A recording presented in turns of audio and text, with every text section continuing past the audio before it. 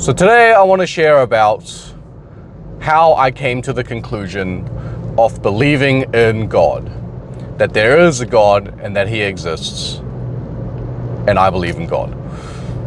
Now, without making this video too long, I'll try and cover as many components that has been involved to come to this conclusion. And let's get started. First component.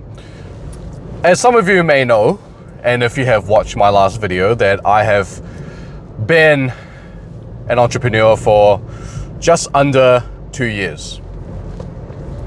And I talked about how it's the hardest thing that I've ever done and how I'm still in the trenches, I'm still in the fight, and it's absolutely grueling.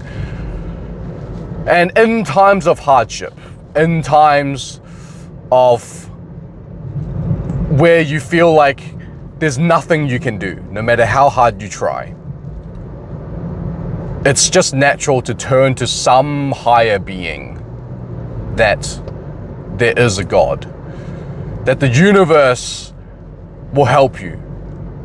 You pray and you exude your will to the universe that you will get help, and even though you don't know what you're doing, that somehow, some way, you will get a breakthrough. That's one component. And then some of you are asking, well, that doesn't explain much. Why specifically God? And that's where the other components fall in. The second component is that I can genuinely see and visually see that there is evil that exists in this world in many forms. Just as an example, again, last video, if you haven't watched it, I'll put it in the description. I talked about slavery. I talked about how the system is designed to keep you enslaved and to stop you from ever reaching your full potential and achieving the life that you dream of. That is evil, because people are made in the image of God. And the system inherently trying to keep people from reaching that potential and to forever keep them enslaved is the work of evil. It is the work of the devil.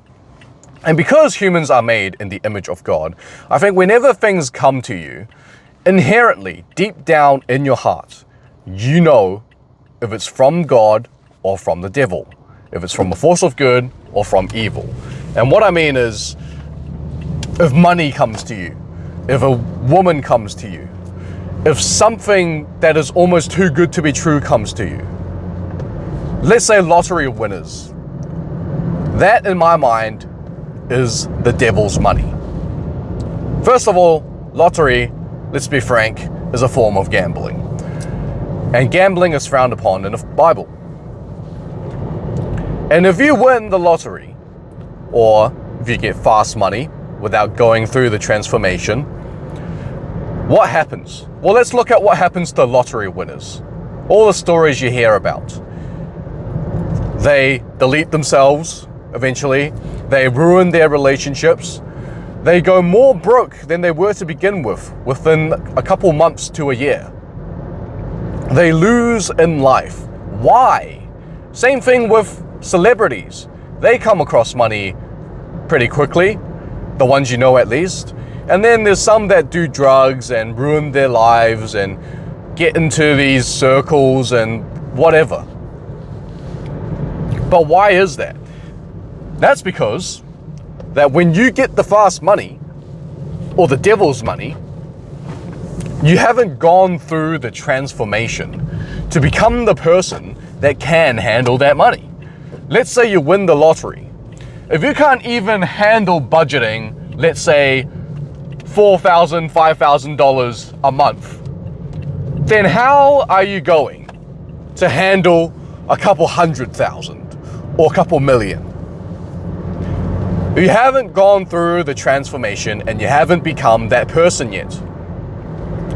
And the devil keeps you forever enslaved. God's money. How does God's money work? We talked about the devil's money. How does God's money work? Well, God is the Father. And as the Father, you want your children to grow and, of course, reach their full potential. But you can't just spoil them. You can't just give them whatever they ask when they ask. You have to teach them lessons along the way, and by doing so, you have to transform them with the experiences you give them into the person they need to be able to handle the reward that they ask for.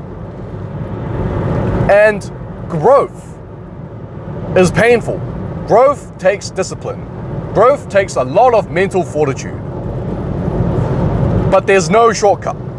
There's no other way. Discomfort and growth is correlated, and it is the only way that you will transform to become the person that you have to be. Which is why God's money is difficult, because God, in order to transform you to that person, needs to give you challenges.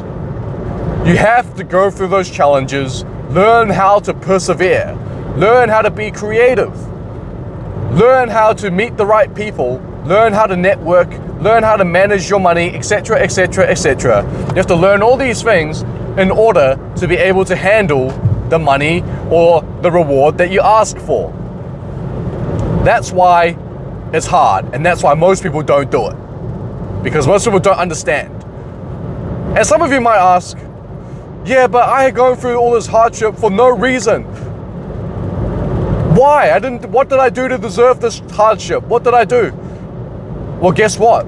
It seems like no reason to you, because you don't see the bigger picture. You're just a mere mortal on this planet. You're just a mere foot soldier. You don't see the big picture.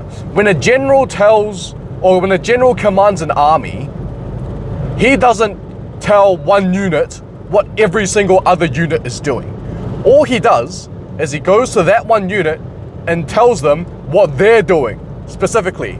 They don't need to know what Unit A is doing. They don't need to know what Unit C is doing. They don't need to know what Unit X is going where and at what time. All they need to know is what they are doing and when. That's it. And God is the general. He sees the bigger picture. He tells you what to do and when. He doesn't tell you everything else that's working in correlation. He doesn't tell you what the other person's doing. He doesn't tell you where that van in front of me is going. He doesn't tell me what the weather's doing. All he says is, this is the challenge you must overcome, and this is what you're doing.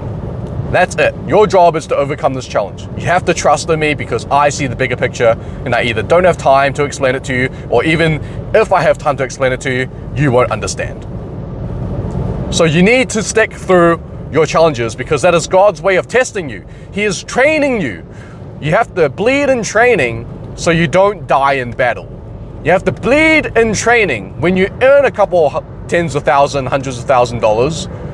You need to bleed before you die in battle, before you handle the millions of dollars. Because if you don't train with the small amount of money you have, you're gonna die, metaphorically speaking, with the millions. You have to trust the process. God does not make mistakes. And what I'm going through, have I won yet? No. Is it hard? Yes. Do I know what's happening in the background? No. Can I tangibly see all the skills I may be developing and learning, even though it doesn't feel like it? No. But God doesn't make mistakes. And I just have to trust the process. I'm just a mere foot soldier, and I have to trust the process. And another thing I've come to realize, and the final deciding factor why I believe in God, is that I realize that life is a battle. To be where you want to be fit, to be rich, to be successful, to be socially adept, you have to practice. It takes discipline. You have to overcome the fear of anxiety of approaching other people. You have to have the discipline of continuously going to the gym and exercising every day. You have to have the discipline of continuously grinding and doing work as an entrepreneur, as a startup entrepreneur, to know results before seeing the results somewhere down the line, which you don't know when that is. That takes discipline. And discipline is an ongoing battle. Life is battle. You're making decisions every day. You're going to war. Whether you decide to wake up and get out of bed in the morning, that's war. You're battling the lazy version of you. You're battling the devil in your mind that's trying to keep you down, stopping you from your full potential. You're battling him to get up from bed. You're battling the devil to go to the gym every day, to give up on the set, to not even drive to the gym. You're battling the devil to stay in shape, to eat clean, to eat proper food. Don't eat the Doritos. Don't eat the nachos and the pizzas. Eat proper food. You're fighting the temptations. And another huge one, especially when you're on this path of entrepreneurship, is doubt. Doubt is a huge one to overcome. You're battling doubt all the time because there's so much uncertainty. You don't know when things are going to come. You're doing all this work. No visual and tangible results. No results. But you're doing all this work. You know it's going to come because you trust the process, but you don't know when. That's when doubt kicks in. There's no clear path ahead of me. I don't know what I'm going to do. I don't know when I'm going to get to where I'm going to be. That's when doubt kicks in. And you have to fight it off because doubt will kill your dreams. Doubt is another form of the devil's energy. It is a force of evil that is in your mind that you have to fight off. So everything you do is a battle to fight off the temptation, the evil, the doubt. It is war. All the time. Your mind is a battlefield. And I just thought, if I'm at war all the time, and my mind is a constant battle